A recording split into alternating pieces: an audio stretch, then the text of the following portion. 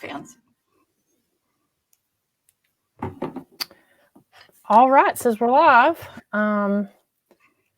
See if I can this check is Facebook. working here. Oh, we are. Hello, everybody. If you We're good. can, We're good. Good. If you can, we're trying something totally new and different here. So I literally just walked in my door a few minutes ago and got this set up. So let's see if you can see or hear. Then someone post over here and let me know. Hey, Janet. Thank you. Hey, Stan. We wanted to come on here. Hey, Melvin. I appreciate you guys tuning in. So this is my first time using StreamYard. So I don't know how to use the fancy bells and whistles and everything, but we wanted to really keep this kind of casual. I was supposed to go on a podcast last night, but wasn't able to go, got bumped and that sort of thing. And so we thought, we wanted to come in, do a follow-up of things that was going on. Something drop. Let's see. Wanted to go in and kind of just sort of have a little paranormal chit chat. I have Sara from VP Paranormal, and we're just kind of hanging out here having, tea time, and going to talk about talk about some different projects that we've got coming up, as well as, some things that we've been doing. So hey, Sara. Hey, Miranda, look, we figured it out. I know, right? We totally figured it out. We on the fly. We were like, everybody else does this on StreamYard, and we were just like, we can do it. We're smart. We've got this. So hi, everybody. So it is super casual. I'm showered, but just super natural tonight. This is how freaking casual we are. We're we're just winging it. We're just having some fun, right? Absolutely. And so, hope everyone had a great Thanksgiving and kind of coming off that turkey high, so, hey, I don't know if you can see the comments, Sara. I don't. I was going to see, I got to put on I need a monocle so I can have look at people saying stuff. You need to bring the monocle back. Make it cool. No kidding. Let's see if I can see. So John. Hey, Kimberly. I'm not seeing comments. Okay, so this is all you. So John asks if your cup is a Whataburger cup. Oh, hell yes, it is. I'm a three sister paranormal team, and one of the sisters is in Austin, Texas. And I grew up a lot of my younger years in Texas. So yes, Whataburger being represented. I have this cup with me there's nothing better than a Yeti and then a Whataburger cup. I mean, goes with me everywhere, on paranormal investigations, everywhere. Always have it. That's how you know it's me. So if nobody can impersonate me. If they don't have the cup, it's not me. Well, I have a lot of cups. I've got my Groot cup tonight. Oh, he's the best. He is. People say Baby Yoda. I like Baby Groot. So, Groot's way better. I'm Team Groot. Absolutely. So I think you can probably change. If you look to your right, you may see the comments over there. Something that says chat or comments. I think you can switch. Oh my God. Let's see. Paranormally Blonde. Yeah. Oh, there we go. Look at that. Oh, well. Yeah. So John is. Don't give away our. John is from Texas, apparently. Wait, he lives in Temple. So I don't know, John, how long you've lived there, but I have a little bit of history there. I formerly dated a hockey player, and so we were the Central Texas Stampede hockey team. So I lived in Temple and worked in Temple for, I don't know if it was a year. It's been so long now. It's been a while, but yes, I exactly know. Belton, Temple. We played at the Belton Convention Center. So yeah, I exactly know. And you're in Michigan now, awesome. Right? Yes, now I'm all the way up in Michigan. So yeah. Oh, he's lived there. You've lived there, John, for 47 years. So then you probably heard of the Central Texas Stampede. If you like, I mean, it seemed like I have like Central Texas really kind of did embrace the hockey thing. You know, it was like rodeos and hockey. It was kind of a cool, because we played the you know, where they did their rodeos and stuff is where they actually played the hockey games. It was kind of cool. So awesome. Interesting fact. Yeah. A little tiger tidbit for you right there. Who knew? Texas and hockey. And hockey. Mm-hmm. Mm-hmm. Oh yeah. Yeah. So, you know, okay. so we're you know, like I said, we wanted to just come on, talk about some different things. Some of you may have seen a post that I made recently about Sara's new project that she has coming up. She's been podcasting for a while now. What, like a year or a little more than that? Yeah, it was just maybe past a year. Yep. We Okay. We were a hot mess podcast.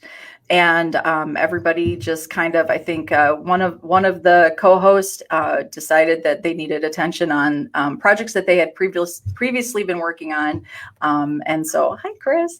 And so she decided that, you know, it'd be best for her attention to be there. And Dee Dee and myself, the two blondes, decided we weren't done talking. I'm never done talking. So we decided we would do our new show, which is right now only going to be YouTube.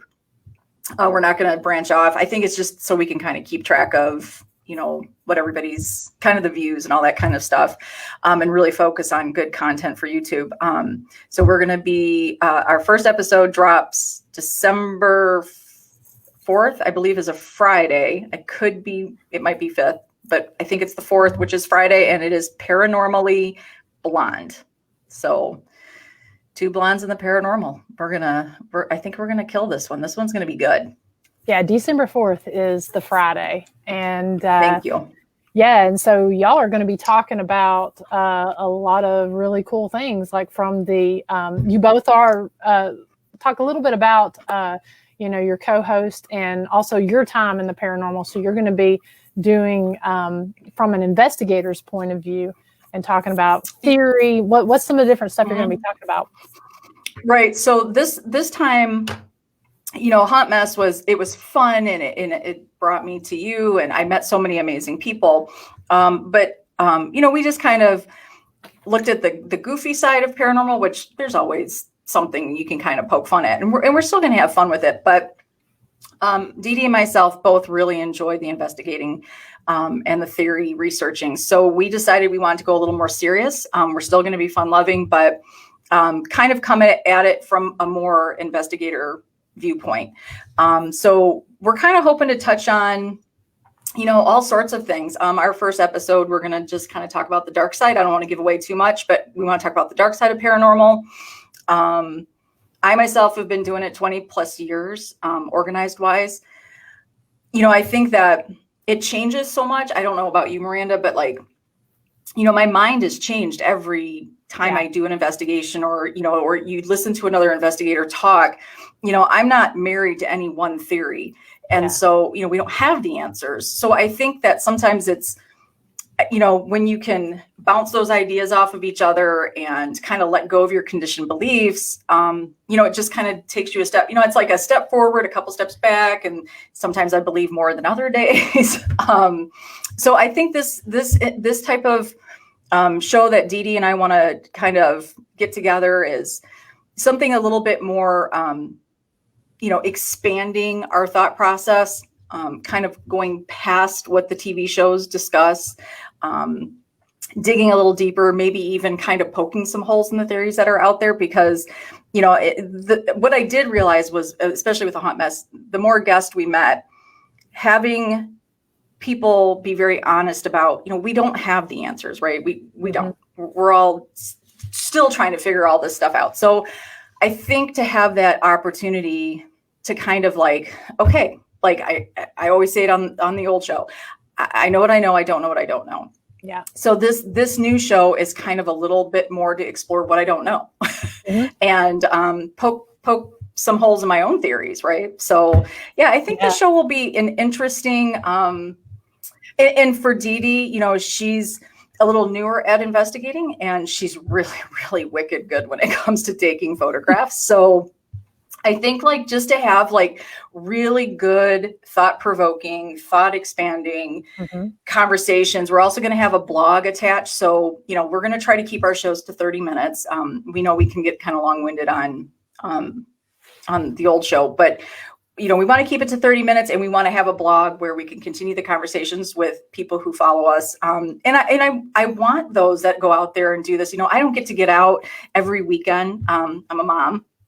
And although my girls are teenagers, you know, I can't go out every weekend. So I hope that other investigators are willing to, you know, share their experiences and their knowledge, and, you know, to have those back and forth. Sometimes, you know, I just feel like people get very closed off, and we're just not super. And everybody that I've met through the old show was just so amazing at having these conversations. So I hope that it's a continuation and maybe a little deeper, if that makes sense. Yeah, absolutely. Yeah. And, you know, you hit a good point. You know, that's probably the toughest question that I'm asked every time I'm on an interview is, you know, what's your theory on what you're speaking with, what's going on? And, you know, my answer to that is that, you know, I'm learning every time I'm going out and doing one of these investigations. I'm learning every time I'm listening to a podcast and seeing some of the things that different people get. So my theory is constantly changing.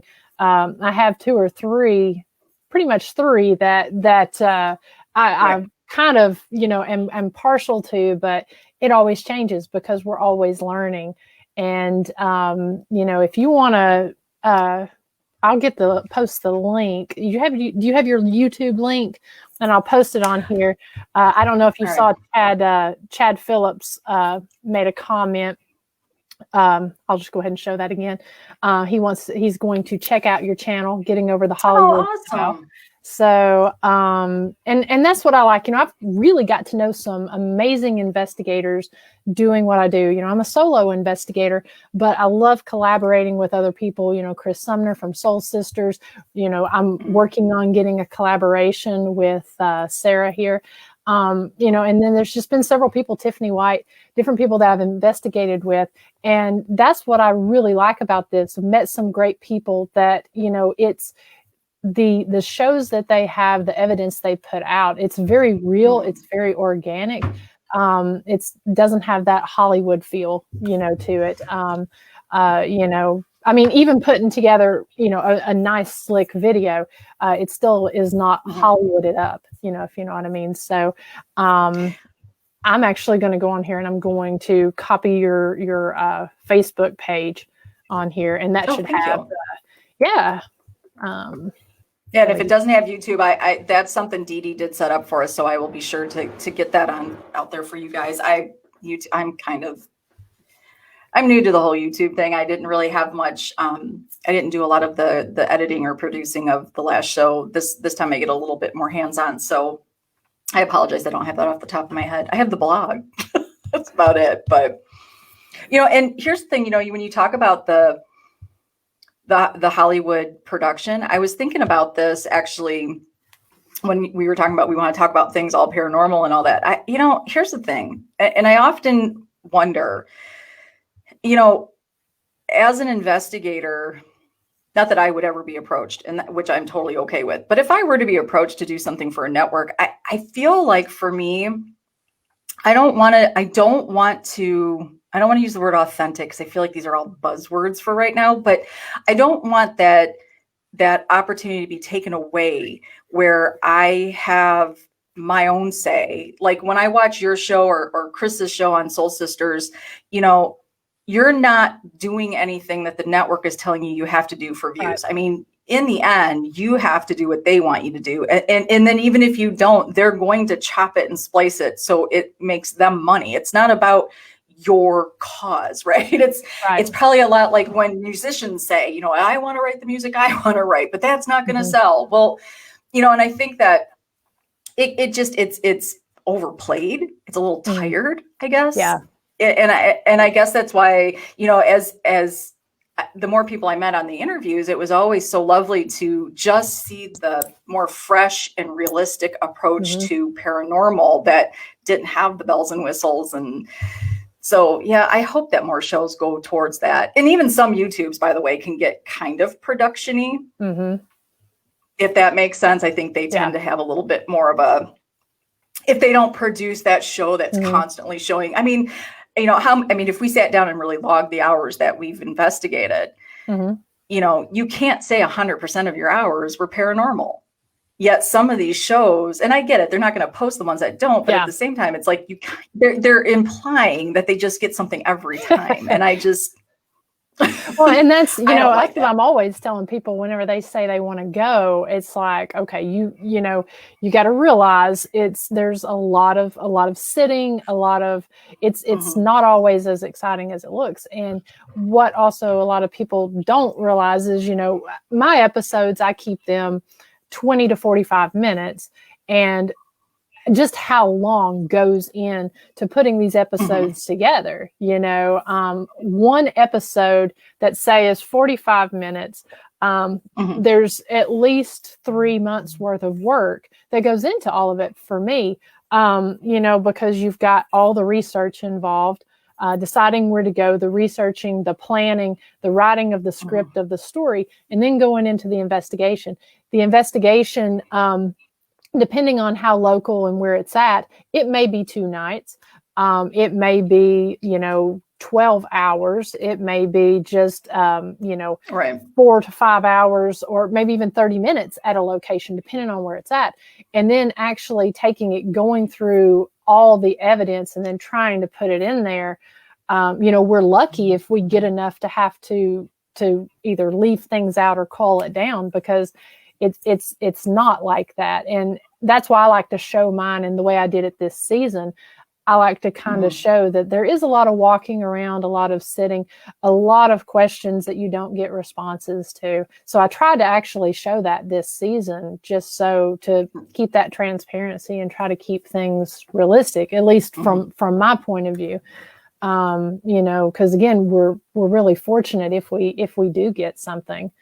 You know, especially getting something that is recordable and that can be easily shared. And I think that that's where, you know, when somebody asks you about it, that might not be a part of it all the time. You know, I think that it's, you get this like,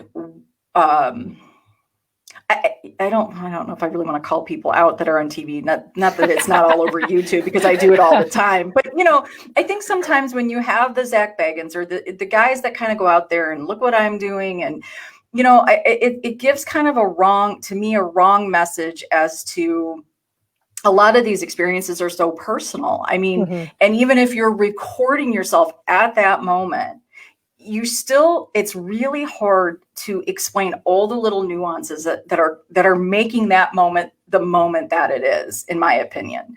You know, it's not this, oh my God, I'm going to run out of the room and I feel, you know, I'm feeling oppressed and it's a demon. I mean, it just, I don't know that I feel that that's how it goes down. And you know, Janet, you know, I pulled her comment up there, and she brings a good point. You know, there are multiple types of investigators. You know, there's as far as myself, and I can speak to Soul Sisters, we're both very historically driven, and that's what actually drives the episode. But you've got your YouTubers that are a lot of them are just in the moment, first person recording, that sort of thing. And it is hard because a lot of them are kind of sensationalized, or at least over dramatized a lot of the time. And so, you know, thank you, Janet. Janet's been someone that has, I actually met her through, we've not been able to physically meet, but I met her when Soul Sisters and I did the Lizzie Borden house. We were airing a video and got to know Janet, and had some great conversations as far as different types of, you know, paranormal and stuff. And, you know, it's been nice and refreshing to get her point of view and her take. Not being a paranormal investigator has, you know, been really interesting. Well, and really, along with that, I think that what happens, and I don't know that it's necessarily the fault of the YouTuber, but when you have those moments and you do a video or you put something out that's a little bit more, right? Like you start out one way maybe, and it's kind of whatever, boring. And then you kind of put something out and you start to see the views and the hits. And again, I'm not a YouTuber.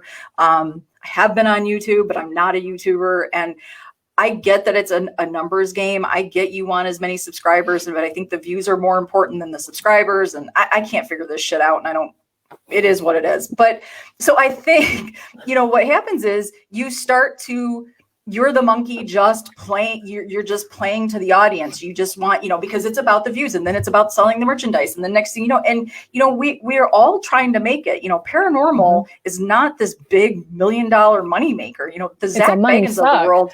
Right. Well, yeah, most, I mean, listen, I don't get invited to locations for free. I mean, if I want to investigate these locations, my ass is paying. I mean, that's just how it goes. Right. And I'm okay with that. That's the name of the game. Well, and you got to say too, you don't charge for residential either. So, no, I do. Yeah, absolutely. Absolutely. I've never done that. If somebody asks, they usually say, what do you charge? I'm like, if somebody's charging you, you need to like don't just discontinue the conversation, because no need for that. But I just think I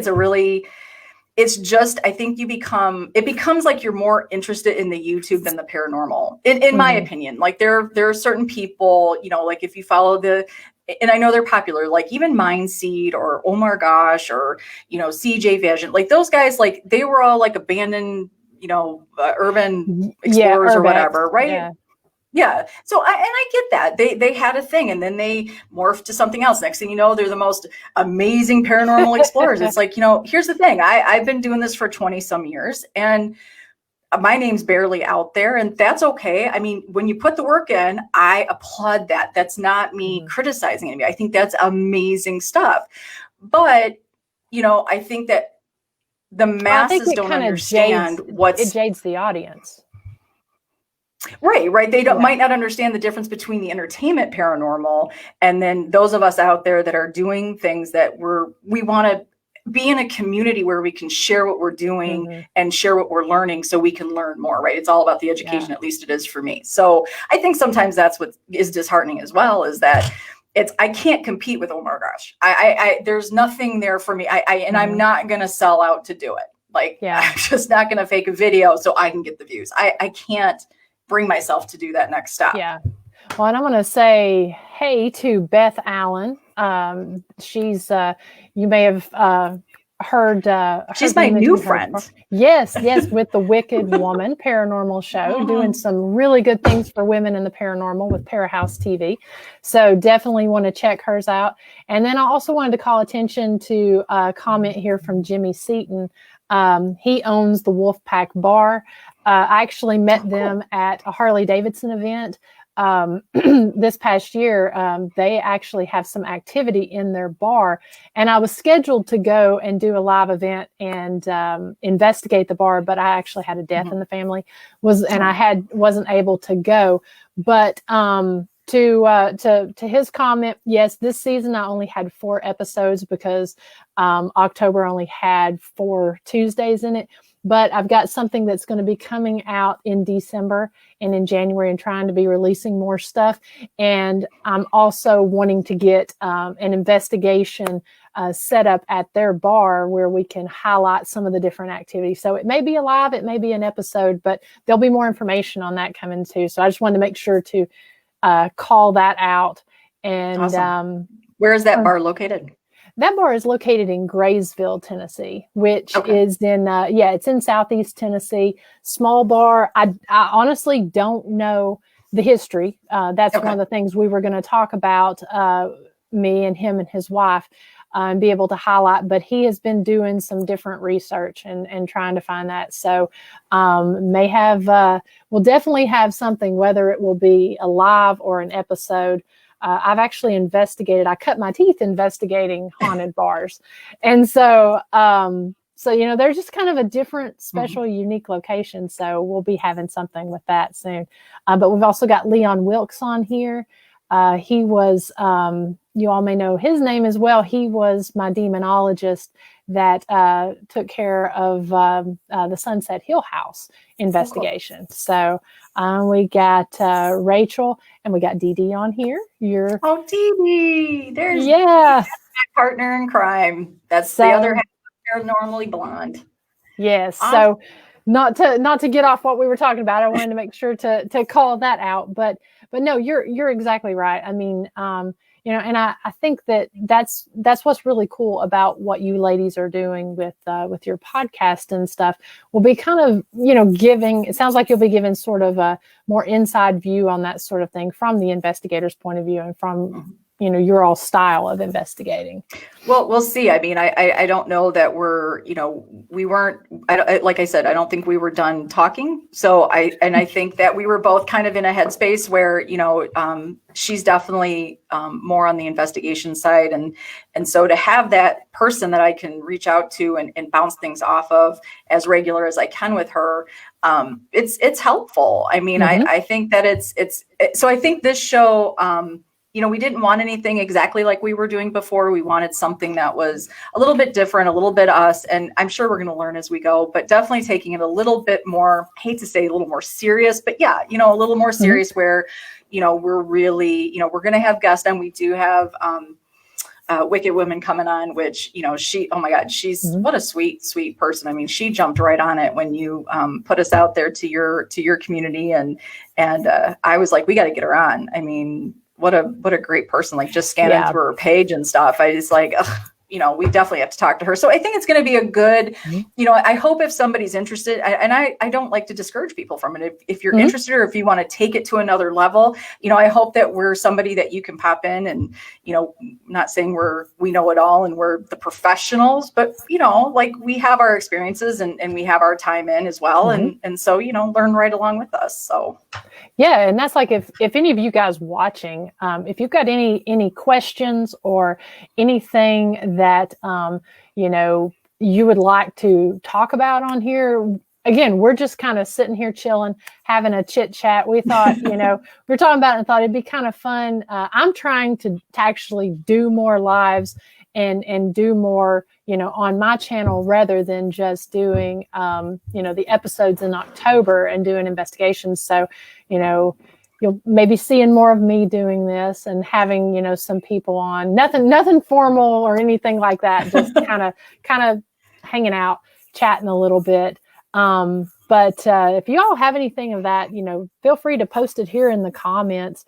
Bruce says, can't wait to see what's up next. So, we got a lot, we kind of got to wait and see what 2021 has got in store for us, but we've definitely got some interesting things planned. I got some events that I'll talk about here in just a little bit myself. And if you've got anything you want to add.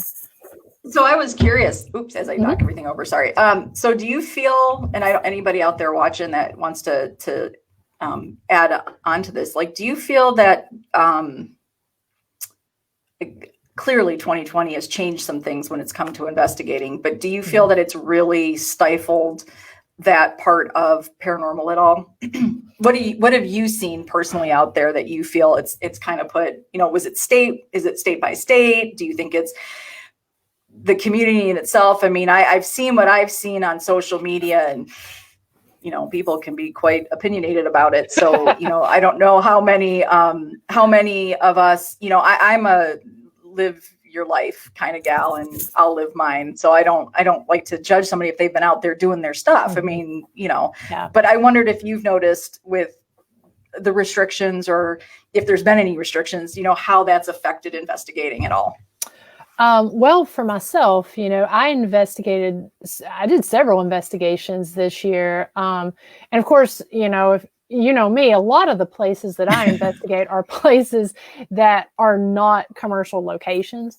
So I just go, get out on my bike and go. And the motorcycling is something that's not really been too restricted this year, because I mean, you're, other than stopping to get gas and maybe stopping to get food, you're pretty much social distancing.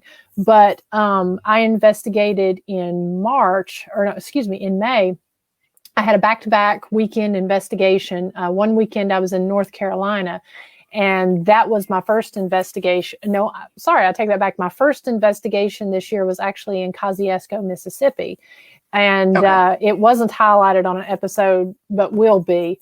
We actually, it was in February or first part of March, so things were just kind of starting to shut down. Right.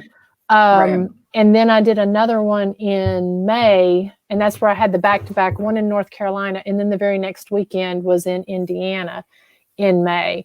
And it was different state by state. It was interesting in February when the pandemic was starting to kind of build up.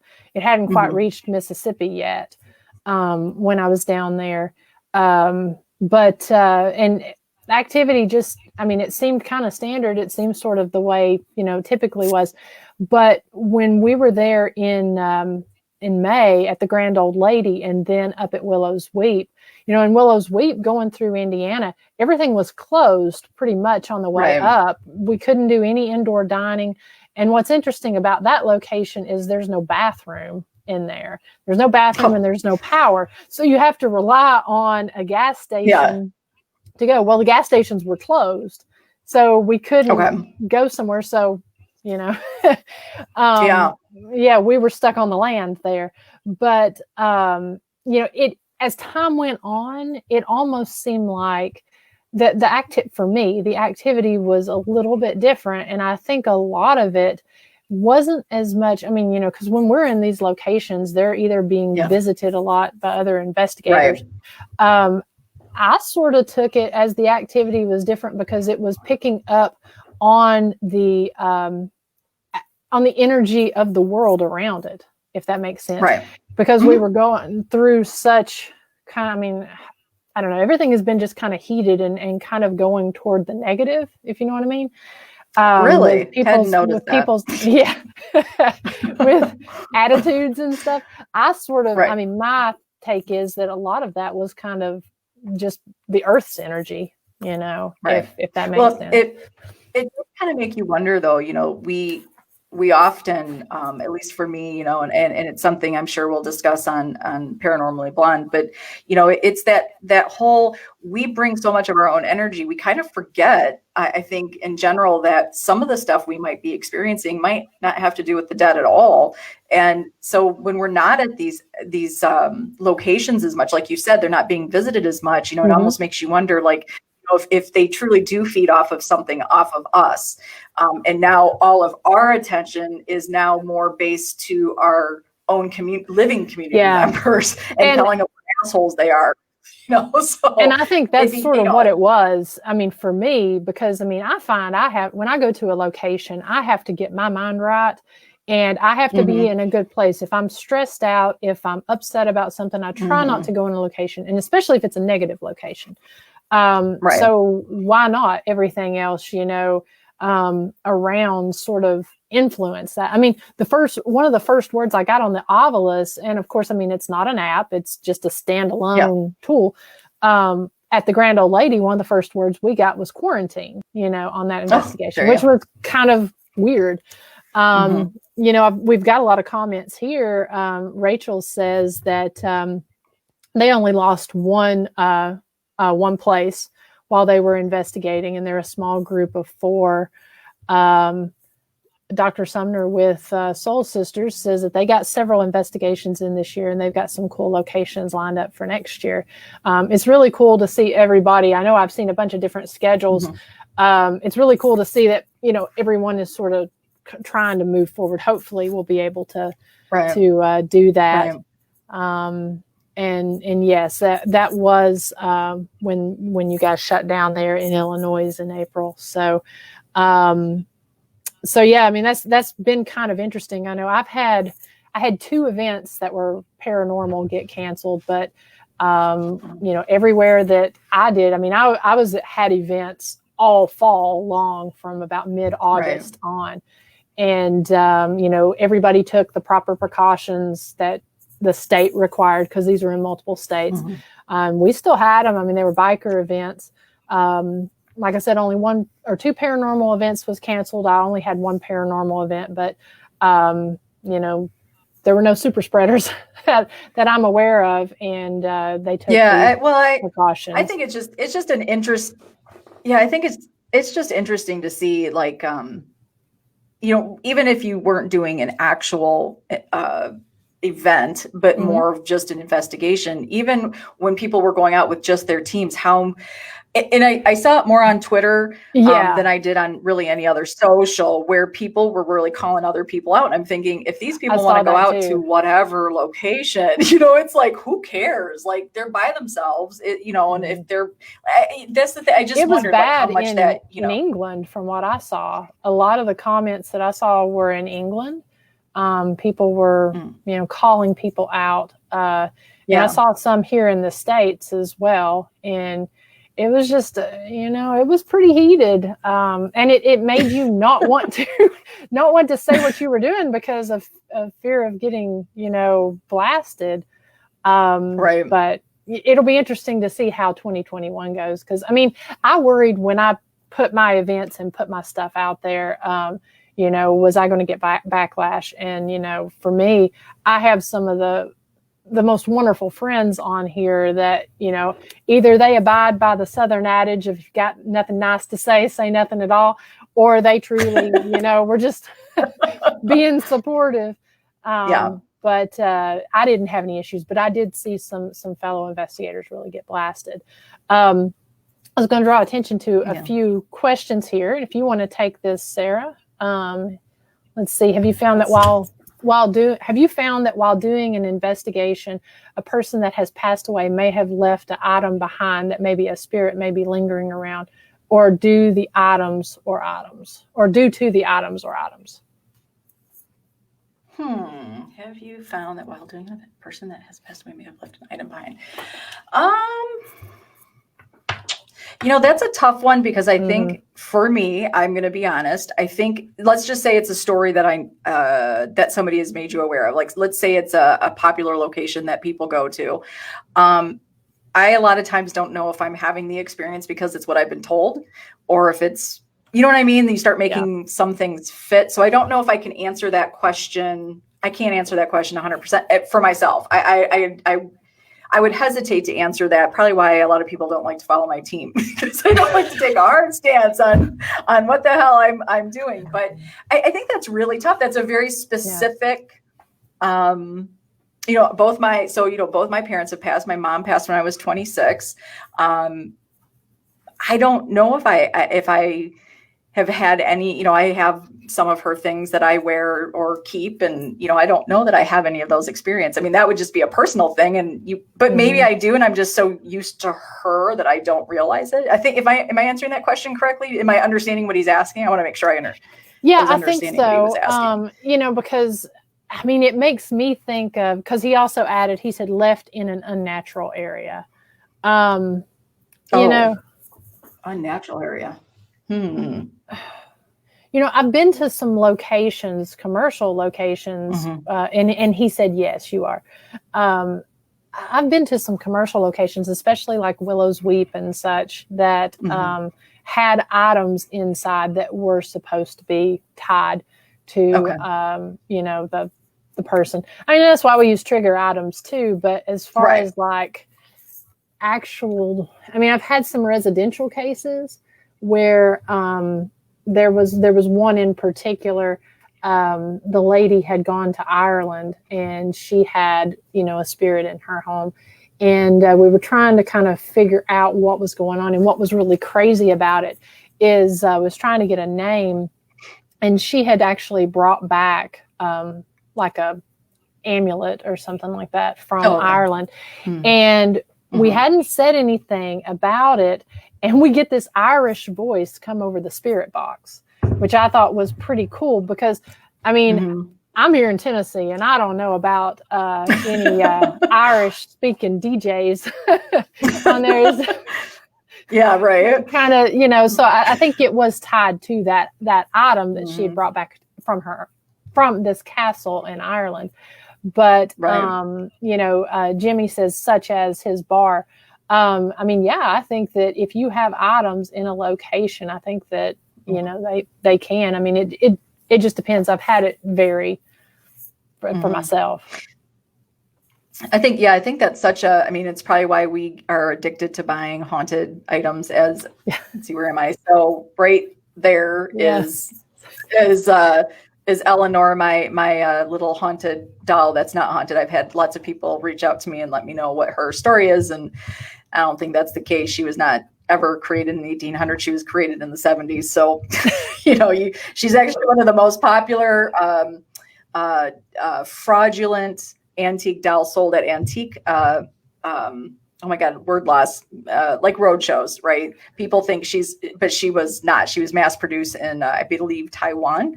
And so, you bring them home and you wonder, we have had some unusual, I would say, readings from her or responses. And now, can I say that it was directly tied to her? I mean,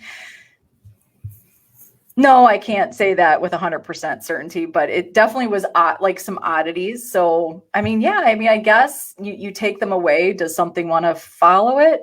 I guess, how much do you love? I mean, I don't know. I mean, do you have an item that you would want to follow around, do you think, when you've passed? Like, is there something that you would be like, oh, this person has this of mine now, I must go to it? I don't know. Yeah, and Rachel brings up a good point. She says if the person was fond of the item, I believe it can definitely have their presence attached. That's what I feel. I mean, one of my theories is a lot of what we're dealing with is energy. It may not be that exact person, but a part of the energy of that person. And who's to say if there wasn't some kind of strong bond or attachment that, it couldn't be attached or could be attached to that. Janet mentions, she says, have either of you ever investigated your own home? And if so, did that change how you felt about living there? That's how I can tell you, my sisters and I, when they come visit, they won't let me do it at their houses, but they sure as shit come to my house. And yeah, we've absolutely done full on, all night, several nights in a row. By the third night, you're like, oh my God, I got to get some sleep. I just can't do this anymore. With my kids in the house, I am that person. I'm a big, same here. I'm a big believer. And, I know a lot of investigators or people in paranormal will say, don't ever do your own home. But, personally, I'm like you, Miranda. I'm big on, you need to really understand yourself first, and you need to understand controlling your own energy. So I'm definitely of the mindset, and especially, in the last few years, I've studied Reiki. I was certified to Reiki master. Like for me, it's, you have to get to know your own things that you project, that you give off. And I feel like that's sometimes what's lacking with paranormal investigators is we're so certain of the dead, but we barely are aware of our own shit. So, that became really important to me. And where else am I the most comfortable but my own home? That's what I was going to say. To be in my own home, to be in my own home and investigate. Now, a lot of people don't agree with me. Again, probably why my team doesn't get followed. But, I, in 20 some years, have never been, I've never had not one negative. I have nothing that is like, oh my God, now I'm home and everything's the shit. Because a lot of what I can attribute to being a little bit of iffy times would be their iffy times in my living life. I mean, that's just the shit that happens. People pass, right? Bad times happen. Everything's temporary. So I don't have that same sense of, like I shouldn't do this in my house. If I'm going to go do it out there, I better sure as shit be able to do it in my own house because, I need to understand how to get control of my emotions and my energy. And I've been, and no, it has never changed my mind about living here. In fact, sometimes I'm like, damn it. Why isn't there more going on? Well, I tell you, I have investigated mine and, have got some really interesting stuff and I need to release it. I've just kind of held off, but, I always tell people if I get called to do a residential, I'm always like, okay, are you sure? Because you do have to sleep here. And, there are some things that once you, I know as an investigator, sometimes we're kind of desensitized, I think, to the feeling of someone having certain things go on. But I've actually caught some interesting stuff I have home surveillance cameras inside my home. I have two. And I have caught some stuff. They were actually messing with my dog. And it started just as a brief story. The first time I ever had anything happen, I was having things moved around my home, and my house is a split level house, and it was messing with my dog, and it was moving things. Like I just done dishes, and I had 3 Tupperware containers sitting on the counter, and they had different colored lids. I came home from work one day, and the center container was sitting in the center of my room, in the center of the floor. Oh, wow. And then the dog's bowl had been moved, turned upside down in the center of the doorway. And I had actually just investigated Hell's Bar Dam. And so, so I think that it was something that had just kind of a passer through, a traveler. But it was messing with the dog. And so I was convinced with this stuff that was moving and the way it was affecting my dog, that there was somebody coming into my house while I was at work. And I didn't have the cameras up at the time. Right. So I set a voice recorder down and put it in my kitchen, and I had left. And so, to leave my house, it's like the kitchen's on the 2nd level, and you have to go downstairs through the basement and set the alarm through the basement. And so you hear me walk out, and then 10 minutes and 13 seconds in, you hear my dog come through the house. Now she's a little 16-pound dachshund. She comes through the house and just panting and acting, crazy. And all of a sudden, as soon as she goes in there, this very garbled, gravelly voice says, "Sugar, stop." And my dog's name was Sugar. And so, and it was 10 minutes and 13 seconds after I had left, and I didn't get anything else. It was about a 12-hour recording. And so I started leaving recorders out.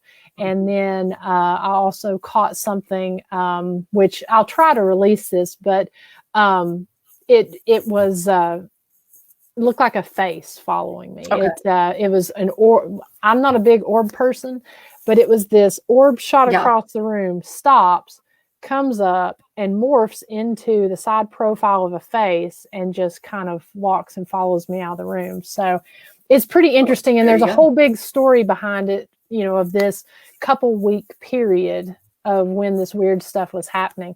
And then pretty much once I acknowledged it, it was gone. Now It was a little bit eerie seeing that and thinking, okay, there was something just following me. But, for me, it's just part of what it is, and I'm like you, there's no place that's more comfortable and that's more you than your house. And so it's a good training ground, really, and somewhere that's really good to just get to know yourself, get to know your own energy. Let's see if I saw a couple other questions. Let's see. Rachel says, "What is the name of the team that you're on, Sara?"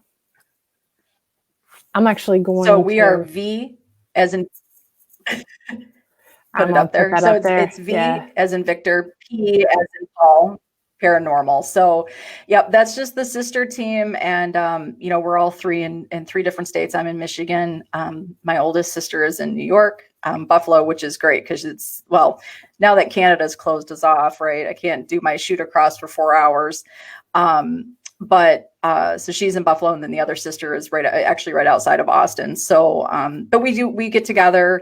We try to get together every summer and do one big investigation if we can. And then obviously when I go to see one or the other, we try to get in there and yes, Dee Dee does. And she gets, honestly, I'm jealous of some of the things Dee Dee gets. I hope, and Dee Dee and I are in separate states as well. And I'm really ready for the bullshit to be over because I have trips to make. I got to get my butt to Tennessee. That is for sure. I'd like to get to Florida to see Chris, and hopefully our collaborative investigation with the 3 of us. And I'd really like to do one with Dee Dee. I mean, she's a really, really good investigator. She's very inquisitive, and I'm telling you guys, like, hopefully we'll to our new show, we will post some of our pictures. She's got some very intriguing pictures. I have a couple. Of course, when I put my pictures out there, everybody's like, that's a plant, or that's your own shadow, or it's like, people put the craziest shit out there, and it's a demon, but mine's a plant. I can't figure I can't figure out what do I need to do to get some good interaction here between teams. I don't know. Hopefully this will be a new era with VP Paranormal through Paranormally Blonde. We'll see. Well, I'm excited because the two of you being in, different states and different areas, you both have investigated some really cool and unique locations. So that's what I'm really excited about, is seeing, because some of the places that Dee Dee investigates, I just find completely fascinating and aren't places that I can investigate around here, and same with, you. So I'm really looking forward to seeing that with your show. Well, hopefully I'll get some in. I don't get as many. Usually most of my investigations, to be honest with you, are done in Buffalo. There's not quite as many.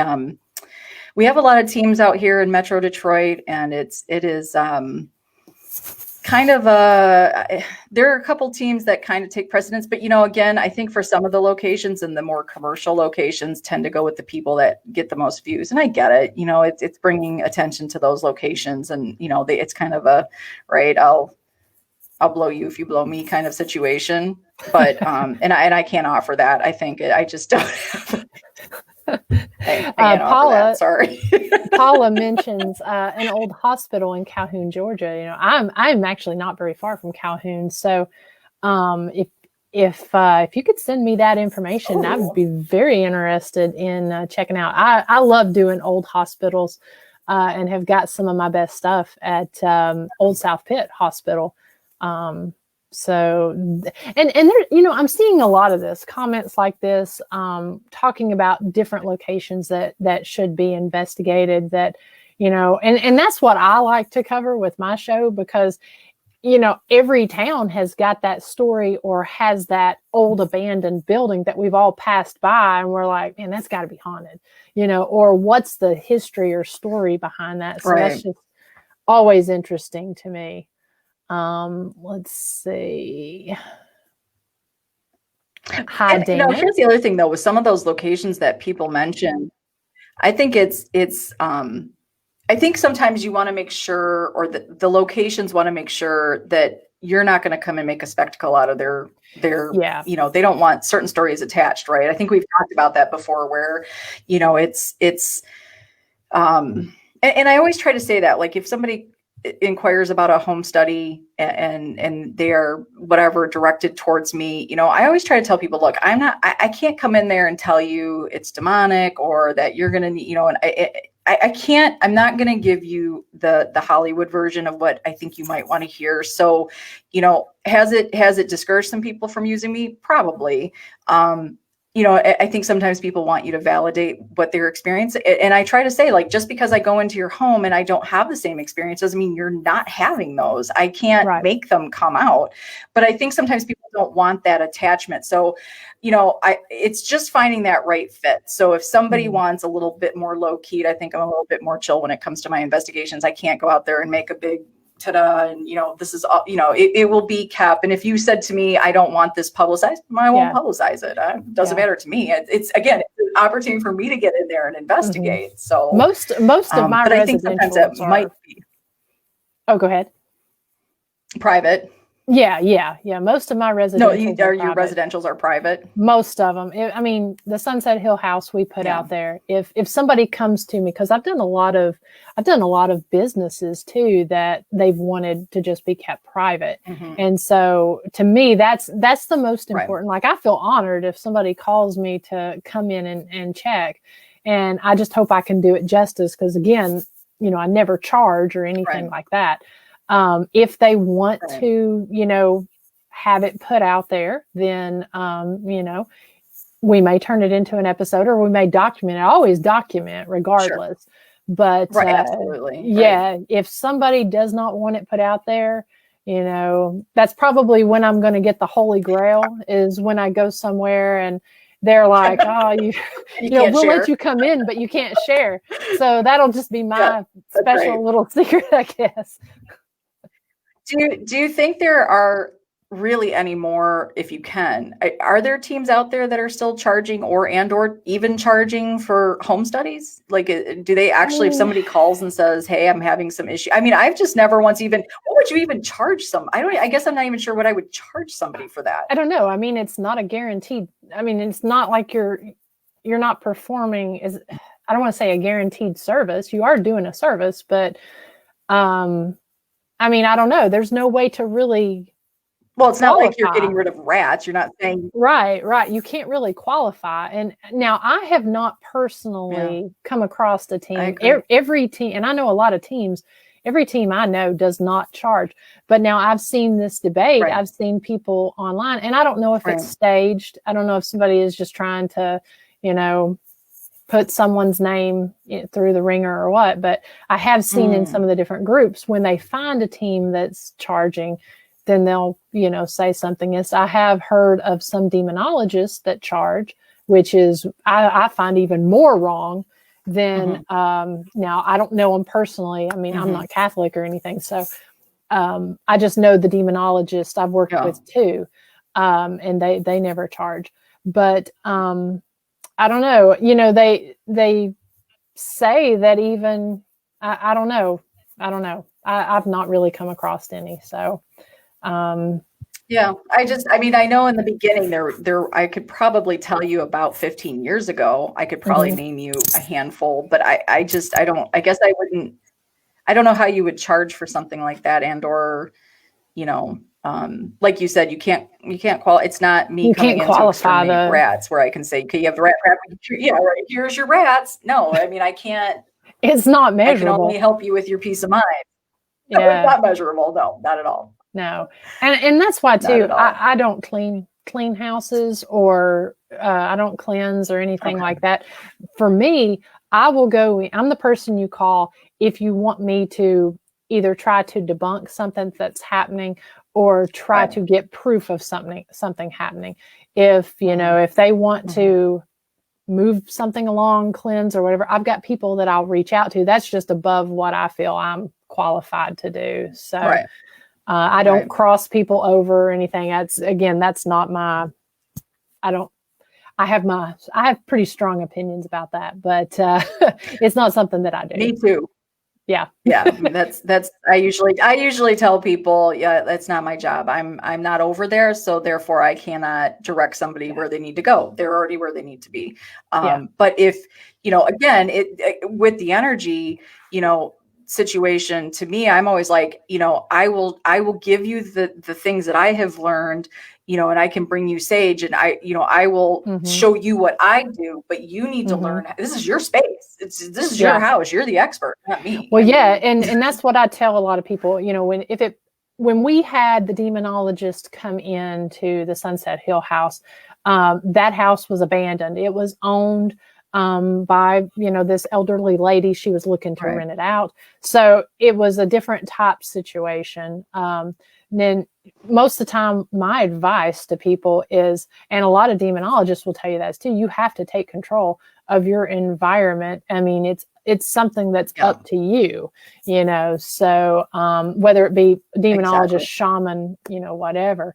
You know, Dan Norville, I wanted to pull out his comment. He's somebody as well that's been super supportive from the beginning of Ghost Biker, and great investigator with the Dan Norville Project. He loves doing battlegrounds, and that's something too. Have you done any battlegrounds, Sarah? You know what? I have not made my journey out to Gettysburg. There is, in fact, right in my own little town right here, right outside of Detroit. We border Detroit. So Grosse Pointe Park, which is, it's Grosse Pointe Park, and then Detroit is the next street over. Down in Windmill Point, there is actual Indian and the French Indian War that happened right there on the lake. So I know there's a lot of houses down there that people do have claims. And then as well, there's like a big giant boulevard. So there's plaques up there. I would love to spend some time there, but it's a very beautiful neighborhood. It's pretty well, there are a lot of cops that come by. And I've learned very quickly that saying that you're doing paranormal investigation doesn't really get you any extra time. They're like, move it along. So I haven't, I've had a couple people offer their homes to check out, but the outside, it's too hard to do it. It's not like gated off. Right. Well, it's funny you say that about the cops, because I know when I was filming episode 2 of season 1, and I had gone up to Charleston to the train tracks to investigate the train wreck, and it was raining, and we pulled off, and of course we're getting our gear and stuff. It was myself and my camera guy, and the cops pull up. Of course, I see this car sitting in the distance, and I'm like, what is that person doing? Just sitting there, and they're probably thinking, what are these people doing just sitting there? And so they pull up, and I'm like, well, it's the cops. And so, of course, Josh, my camera guy that was with me in season 1 and 2, he is with a Christian music group. And so, just all around wonderful, good guy. And so we're sitting there, and of course the cop pulls up, what are you doing? And I'm putting on a poncho because it's raining, because you're supposed to investigate there when it rains. And so I'm like, I'm putting my poncho on. And he's like, okay, where are you from? And so we tell him where we're from, because we were about 20 minutes from home.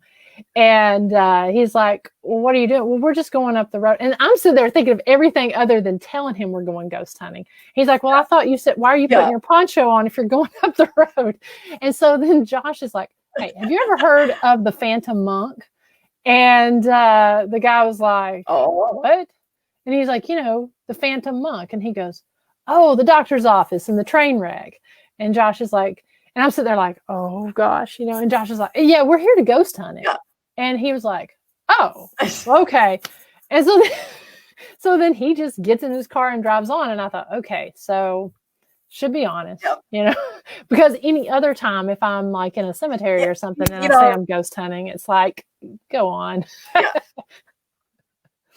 Don't stick around. Yeah, I always tell people, like, we do go into cemeteries once in a while, dusk till dawn, people, that's the law. But we do. I don't condone people trespassing, but I think it's tough. I think the unfortunate part for me where I live is you'll have that police officers that's like, I know you're being harmless, but the thing is neighbors will keep calling until we get you out of here. So a lot of times it's out of their hands, and I get it. I mean, again, if it's something they see on TV and they probably look at it like, what the hell are you going to conjure up? I just, there's so much misinformation out there. So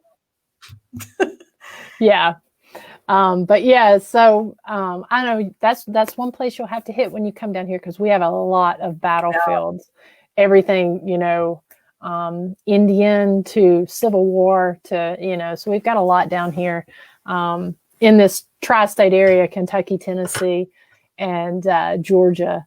Let's see, I was looking to see if there was anything else. Paula mentions another great place being old Hell's Bar Dam near South Pittsburgh. That's another one of my favorites that we've done. Let's see. I was just looking to see if we had any more questions. Rachel mentioned, I know I have one for you. Okay. All over Tennessee. So you mentioned you're not Catholic. I'm not Catholic as well, and have I don't use a Christian narrative in my paranormal, which can be kind of difficult because most things that we discuss in paranormal kind of have that the Christian terminology, or even if it's not Christian, it's religious terminology. So sometimes it's hard to weed that out.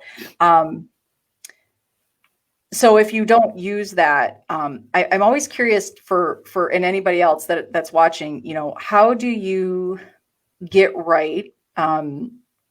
If you're Christian or whatever your faith is, Jewish or whatever your faith is, how do you get right doing certain paranormal things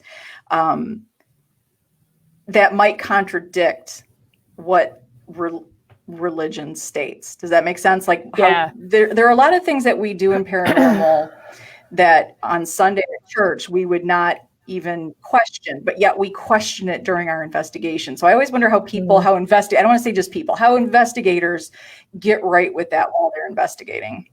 That's an interesting question. You went deep there.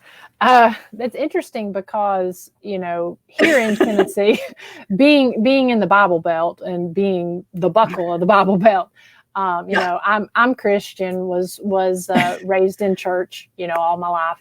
And my church is one that back, I know a couple years ago, my dad was a Sunday school teacher and deacon in the church. And so they actually had a couple Sunday school lessons when the paranormal got big. And my dad has always been one of my biggest supporters because I don't use spirit boards. I don't do seances. I don't conjure that sort of thing. I mean, it's genuine history and communication. But they had lessons on it of, we were taught based on, the Bible not to even entertain communicating. The way I see it is, ghosts and spirits are mentioned all throughout the Bible.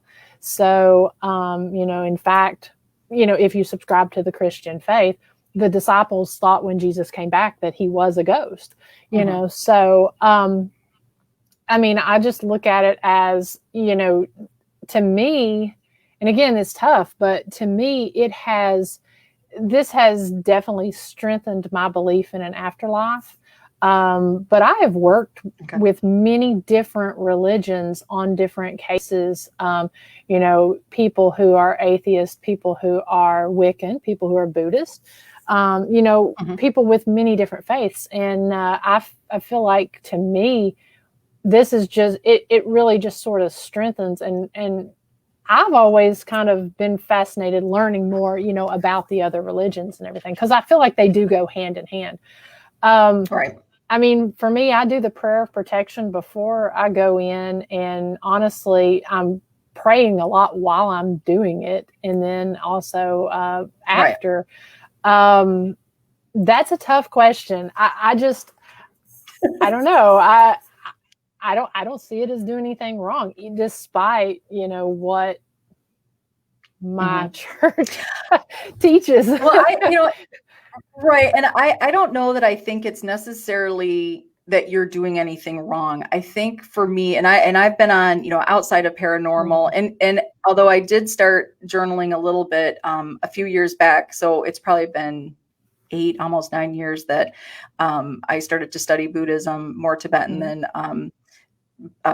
any other Buddhism. But, it just, it starts to take you down different paths and trying to open up. And it's not that I'm thinking you're doing anything wrong, but I think that, for some investigators, when I really watch what they do, because one thing that I do have a tendency to do is I really observe if I'm on any kind of a public hunt. Don't let this distract you or discourage you from letting me go with you on a ghost hunt, Miranda.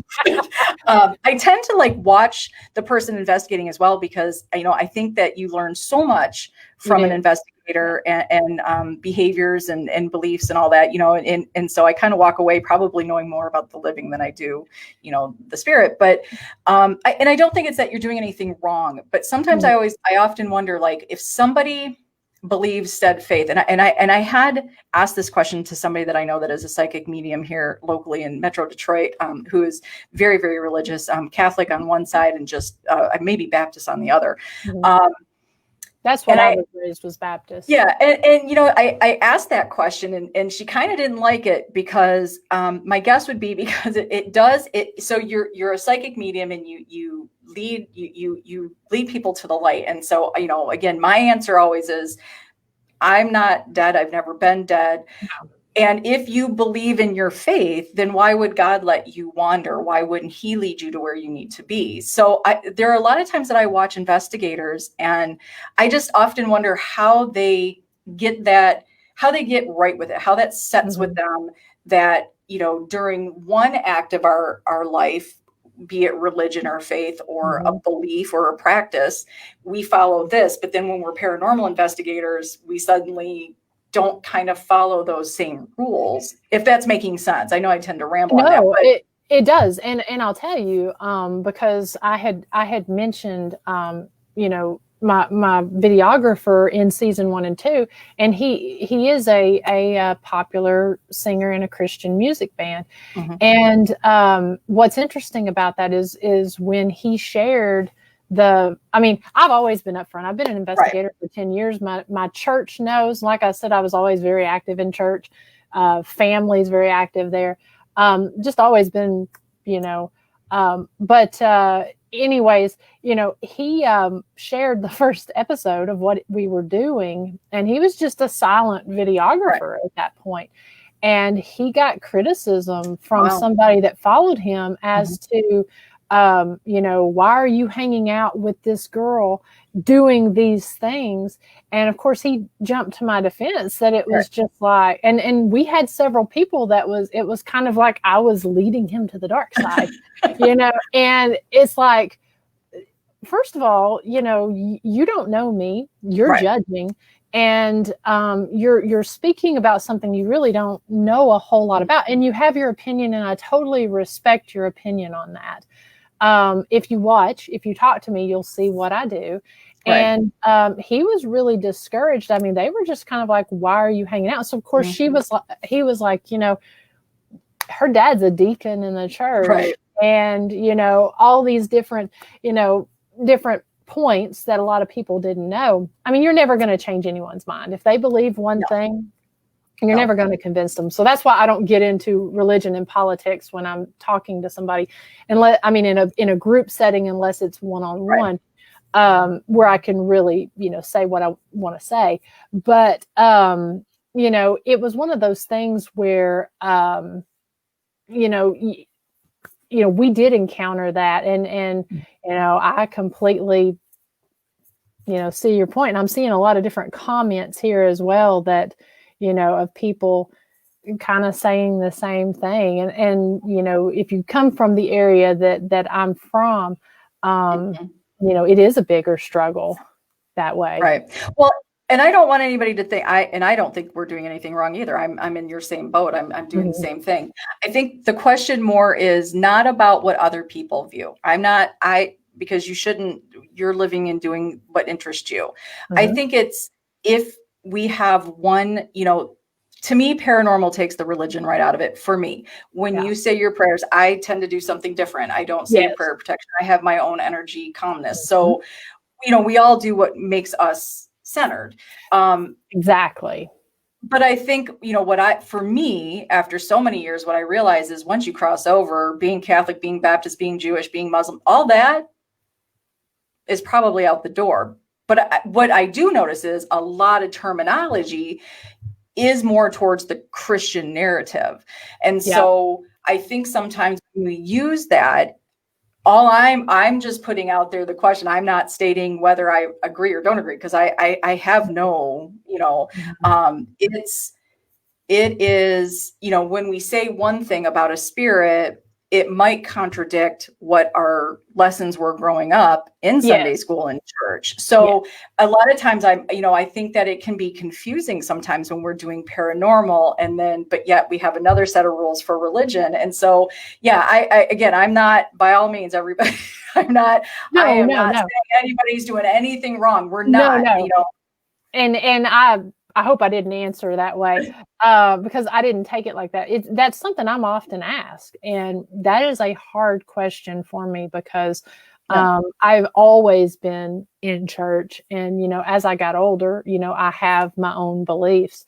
And, you know, my faith is something, being grounded, being centered, and having that right mind frame, regardless of whether it's praying or doing, you know, like you said, you've got your ways of doing that as, you know, as a Buddhist. And then as a Wiccan, they've got certain things that they do.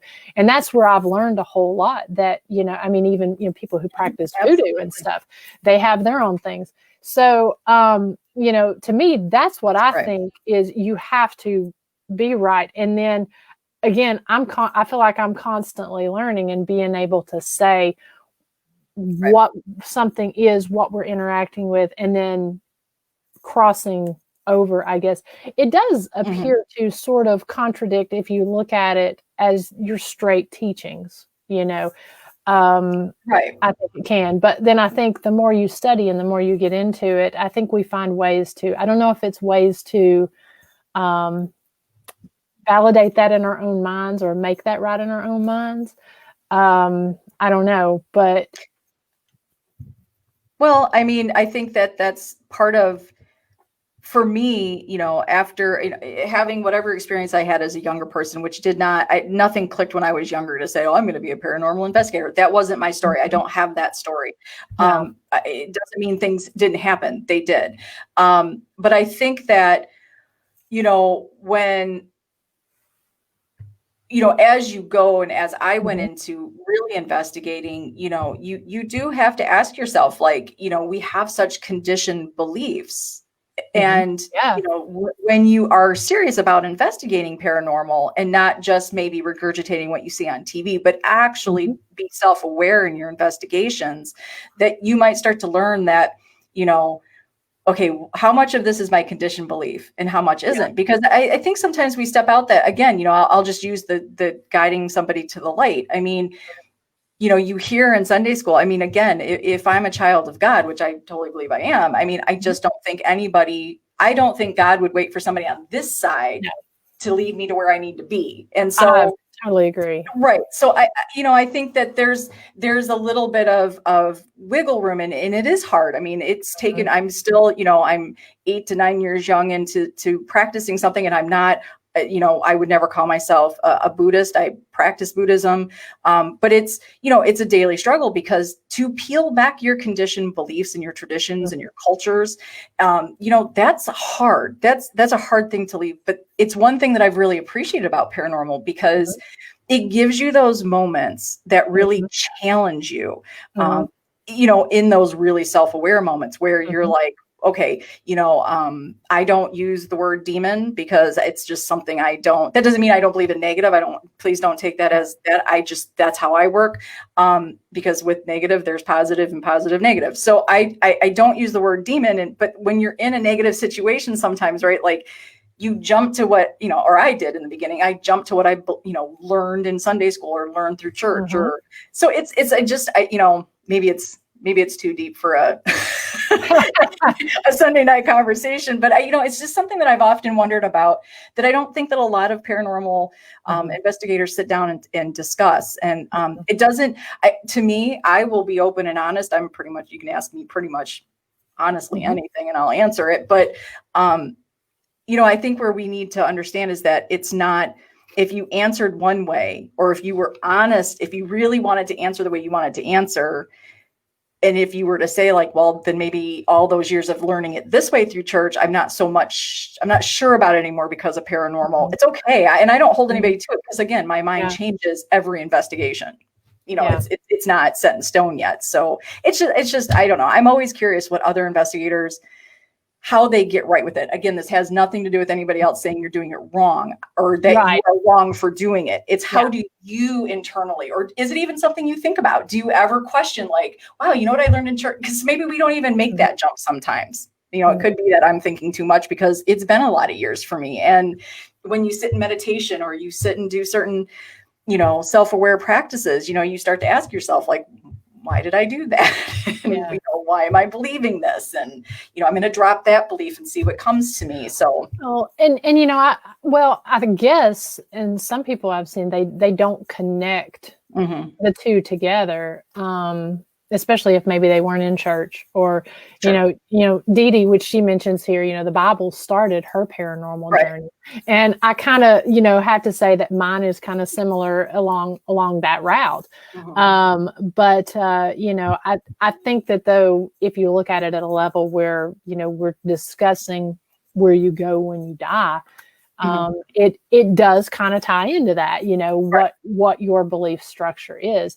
And so I'm always fascinated. I say I don't talk religion or politics with people in an open setting, no, but I'm always some of the most fascinating conversations that I've had have been with people who are different religions than mine. And it's not sitting there trying to change people's beliefs. I'm always fascinated when somebody comes to me and they say, well, I was, of the Protestant faith and now I'm Catholic, or I was raised Mormon and, now I practice Buddhism or whatever. I'm always interested to know because, I'm very strong in my belief structure. So I'm always interested to hear, what was that moment? What was that changed your mind or caused you to think otherwise? And so that, to me, that's always fascinating to me. I don't think one thing or another, but it's interesting to kind of delve in and learn that part of the human side of things. Oh, I agree. Well, which plays into, I think, when we you have to know the entire story. I mean, again, we spend such we spend such little time on the living aspect of what we're capable of. We don't, I think a lot of paranormal investigators, we don't necessarily spend a lot of time on just the medical anomalies and the mental anomalies and all those things that occur, that, we attribute to maybe paranormal. So a lot of times, I fortunately have a few doctors or nurses that I can reach out to and ask certain questions. And I'm not saying that doesn't make what happens not paranormal, but I think we spend so much time. It's like we always talk about what we think the dead do or don't do, but we very rarely are just so self-aware sometimes. And so, I think I'm at a point. And again, like I said, I'm all over the place. Like, I'll be up here with things very spiritually, and then I kind of go back down into the valley and, start to really learn more about what our bodies and our brains do and what that can affect our environment. And again, that doesn't make me not believe. I absolutely wouldn't be in this long if I didn't believe in it. But I think the more we share, the more we talk about this stuff, changing your faith, changing your beliefs, changing or really believing your beliefs and seeing how that affects paranormal. I mean, that's all stuff that goes into the database, right? And then we try to find the commonalities and the similarities. And that's, and that's all part of being a good investigator, I think, is being able to look, because there are, the way the body reacts whenever we come into contact with a spirit. There are scientific studies, that have concluded, this reaction that you're having is sort of a common reaction, right. Or, the way our sleep is affected by the electronics that we have around us, Right. Ways of debunking and ways of again, to me, it's all part of that journey anyway. Right. Absolutely. And I feel like too, some of the different spiritual gifts that some people have, obviously some people can see things, some people can hear things, some people can, they just know. I believe that those are God-given gifts that we either take and try to hone in and, learn more about how to use that, or in some cases, people will try to suppress them because of either, social norms or whatever, the way it's looked at. So, I think that's all part of, a God-given gift that, people, and that's just my thinking on it. No, I agree. I agree. Yeah. Because it's so natural, know, but yeah, very, very interesting topic. And, that is always one it's always hard for me because I'm not always good at expressing things. And, it's because I am always learning. It's hard for me to I'm not one of those people that's like, this is, what, I know what I believe, but I also know that a lot of what I've learned has affected that. Right. Too, Well, I think that I'm with you. I think I'm always open. I guess what I've learned through doing a year of a podcast is not to be so fearful. It doesn't make you the most popular. I guess I'm the kind of the queen of unpopular opinion sometimes, but I'm okay with that. And I don't throw them out there. I don't want people to think that I throw them out there callously or kind of what's the word I'm looking for? Like I don't put them out there. I put them out there for thought-provoking conversation. I'm not married to any of it. So I'm not here to argue. I'm not here to set you up and so you're going to say the wrong thing. There is no wrong thing. I'm with you. I think the more people talk and the more, we share and sometimes, I have thoughts in my head and when I can say them out loud, they might not come out perfectly, but then you just, okay, I said that out loud. Maybe that's not what I think. And a lot of times I've done it mid interview where it's like, I've thought one thing and then all of a sudden it's like, no, you know what? Scratch what I said earlier. It's not at all what I think anymore. Like you totally just changed my mind. So, I think that those questions for me, although can be unpopular, and if it causes a person to be uncomfortable, I think we should ask ourselves, why does that make you uncomfortable? Yeah. That's a good point. And I think paranormal makes us uncomfortable anyways. I mean, we're just people that like to be uncomfortable like that, and that's okay. I think it's just something, I'm not a drinker. So for me, this is my drinking, this is my hanging out at a bar all night, and feeling like shit the next day from paranormal hangover. But I like those questions because even if it gets a knee-jerk reaction in the beginning, I think in the end, people walk away and then they might come back and say, hey, I was thinking this because I've done that. I was thinking this, but now I'm thinking I answered too quick. And now that I'm thinking about it, I might have changed my mind a little bit, but. Well, I mean, and that's what's been so fun about tonight too. So like I said, this was something kind of different, kind of casual, and we've had some really, really awesome questions. You got great people, Miranda. Like your community is amazing. And honestly, for those of you that when she put the feelers out there or really the support for Paranormally Blonde, you guys stepped up and I honestly, it was so energizing. Like, oh my God, like, it was just like, this is going to be so cool. Like the more people started coming on and like, we're here. What do you need? Anything you need. It was like, oh my God, I have to be honest. Like, I don't even know how long. I probably have the same, maybe 50 people that follow me on VP Paranormal, but, like just having just new energy and everybody's so kind. And you and Chris from Soul Sister is just, you guys have been just so open armed and I appreciate that. And I hope that, I return that. I know Dee Dee and I both just adore you guys. And, everybody here has just been so friendly and it's so much fun. And I hope, I can come back and throw some more unpopular opinions out there. Yeah, that's the thing that I've noticed through all this is I've met some of the most amazing people. And I know that sounds, everybody says that, and everything, but no, it is absolutely true because I mean, a lot of people, if they aren't putting videos and stuff like this together and aren't putting themselves out there, they don't always realize all the hard work that goes into it, putting a podcast together, putting a video together, putting a team together, that sort of thing.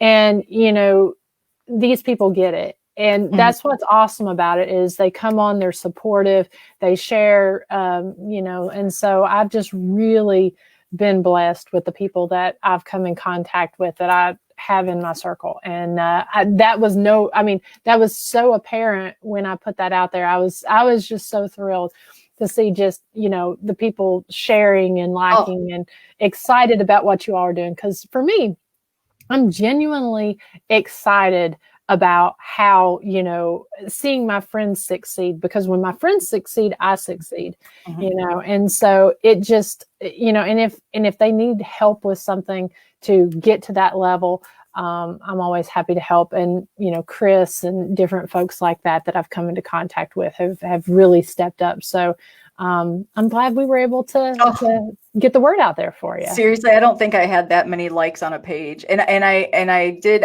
for those of you who have teams that liked our page, I am getting there. It was the holiday weekend. I've been doing more cleaning than normal. So, but I do want to give you guys shout outs on our page. Not that you guys all know each other, but I do want to show my appreciation. So if you have a team page out there and you've liked my page, I am getting to you. There was just a lot of you. I was like, yeah, I'm going to say a thank you. I'm like, holy shit, there's like a lot of you. So, and I want to make sure that, that I get to all the teams and put their team pages out there. And, but it's It feels different this time. I'll just state that for the record. This one feels. I'm excited. I was this to be honest with you. This is Dee Dee's idea. She wanted to do the show that. I clearly I'm never done talking, but she really wanted to continue, and she was really wanting it to take it to a new level, to a different level, to a more serious level. And I'm always game for that. And so honestly, I'm blessed to have her as an amazing co-host. And I think you guys are going to like it. I think, we want the topics to speak for themselves. We really do want your feedback. Do all the normal stuff, like subscribe, share, comment, whatever. But more importantly for me, I won't speak for Dee Dee, but for me, talk to me. Like, we want to hear from you. We want your opinions. We want to hear your theories. We want you to go one more, like, hey, you said this, and did you think of this? I mean, please, I am not the keeper of all answers. I only know what I know, and I'm wanting to know what I don't know. So, Yeah. And I mean, that's why I pulled this comment up as well from Jim Owens. I met Jim earlier this year. Author, correct? An author? No, Jim is, I met Jim, I did some artwork for him, and he went on, and Jim, if I say this wrong, please correct me. But he went on his first investigation. Him and his wife came down to Hell's Bar Dam, and Jim's skeptical about things. And so throughout this year that I've met him, I was telling him about different things that I've encountered. He's watched my episodes and stuff, but he went on this investigation, and it was a public investigation. There was a lot of people there, so it was a little challenging. We had to rely on other tools other than just straight EVPs. And so when we were down in the tunnels there at Hell's Bar Dam, we had a lot of flashlight activity, a lot of intelligent responses, but we actually got Jim's name over the spirit box. And that was the only one it said, and one of our best pieces of evidence that we got that night. And so I know that that's been something that he's been questioning with, because it was an interesting experience. So I'm glad we were able to hit on your problem with the night there at the dam. So, and that's something I know the first time that I went on an investigation and had an experience. It's something that it's hard to explain, but it was such it's almost like a sick feeling, but an adrenaline rush. Yeah. I felt like I'd been kicked in the stomach when I heard my first EVP. And I mean, it was a Hispanic voice, and we were in a Mexican restaurant, so, and I mean, there was clearly nobody there that, responded with that first interaction. So I know what he means, and anyone else I think that's been on, it's addicting though. You get it, and it does make you question, but at the same time, you're like, oh my God, I need more. Like it's freaky, but it's like the wreck you can't stop looking at. You're just like, I need to get more. I think it's definitely, and I don't know which way he was skeptical. If he was skeptical of paranormal in general, or skeptical, I don't know. I'm assuming. I think skeptical of the paranormal, and the different stuff along those lines, because I know he's good Christian guy, has a good belief system, but sometimes you can, believe in the afterlife, but I come across a lot of people that don't necessarily believe in, spirit interaction like that. So, but I've promised that I'm going to take him on another investigation. Yeah. And John says the same thing. John says, he just wanted to make sure he was not crazy. And that's what I get a lot of. So, I think the only thing that makes you crazy, and it doesn't make you crazy, just so you know, is probably how we share the story. I think oftentimes, we add a little, and I don't think we mean to, but, and I know when I first did, stuff 20 years ago, and, you explain your experiences, and it's like telling a dream, and you're like, you subconsciously just start adding shit in there to make it sound good. You're like, okay, this doesn't sound the same. Like, this isn't at all interpreting like it was when I was doing it. So I think sometimes, I always believe, well, Dee Dee actually taught me this one. People who experience definitely 100% believe their experience, but I think sometimes our storytelling skills kick in a little bit. And so, again, probably why sometimes I'm not the most popular, because I just, I probably leave things out because I'm like, well, is that going to sound weird if I add That's that in why there? I always document. That's why I found the importance of documenting, because I mean, so many things that seem unbelievable happen.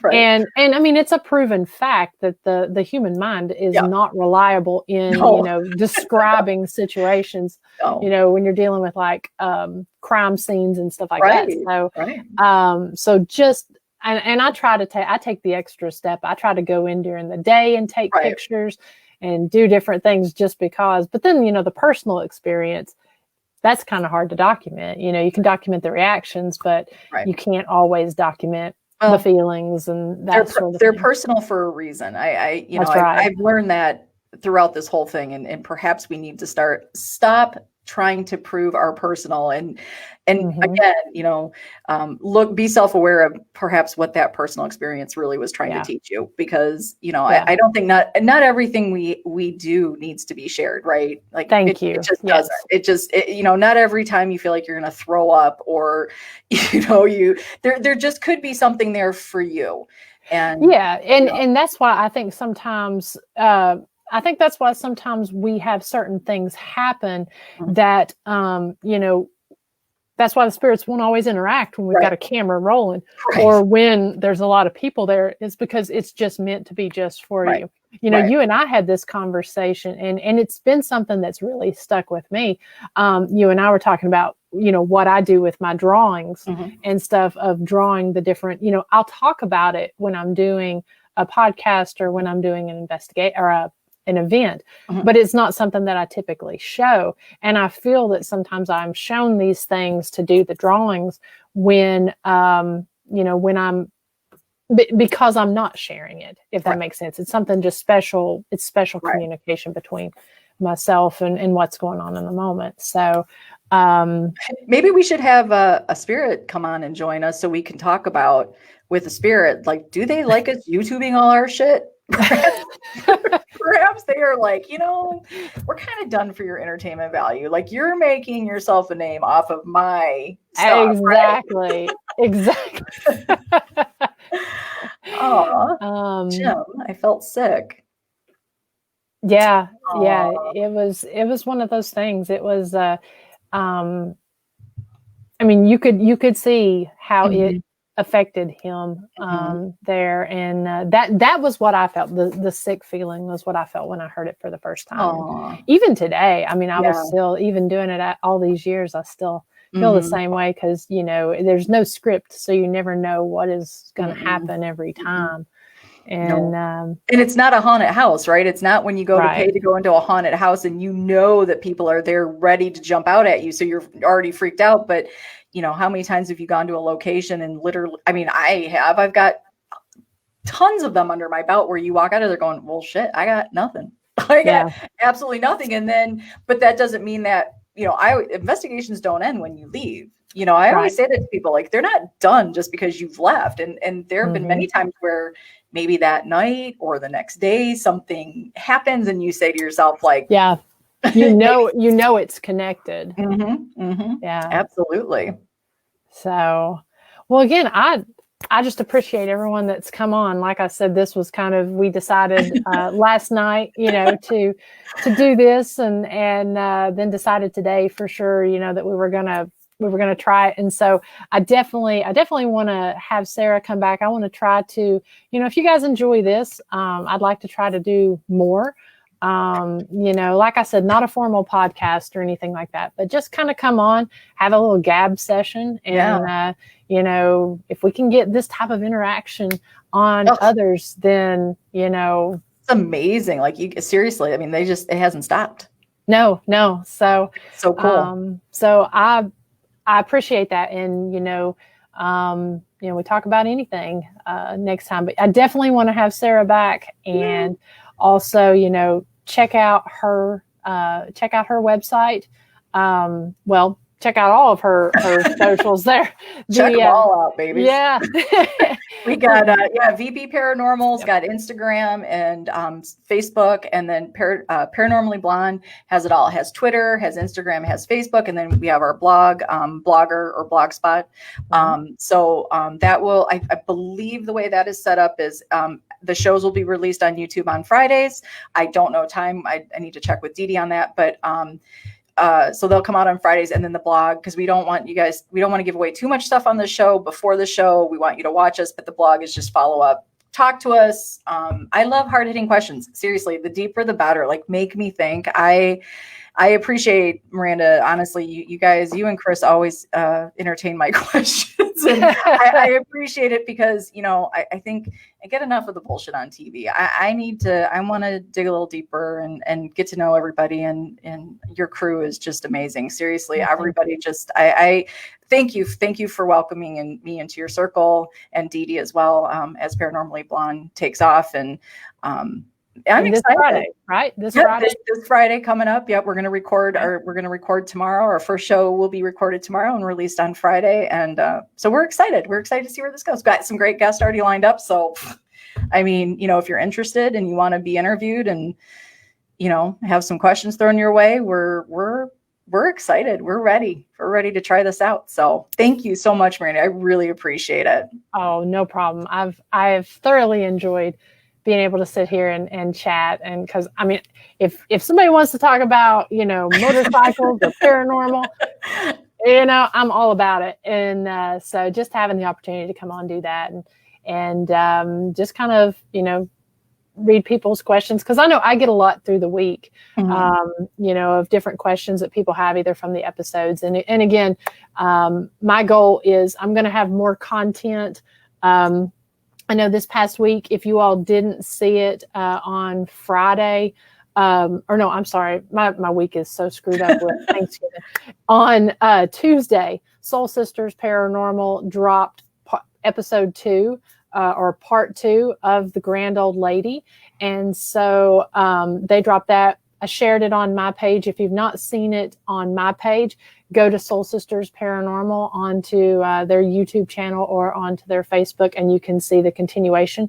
I'm going to have some more videos from The Grand Old Lady that's coming out in December. I did a lot of static cam footage, and so it was just too much to release in with the episode. So I'm going to have some of that coming out in December. They're not going to be as long, but they will have some other evidence that I didn't release during the season. So that'll be on The Grand Old Lady.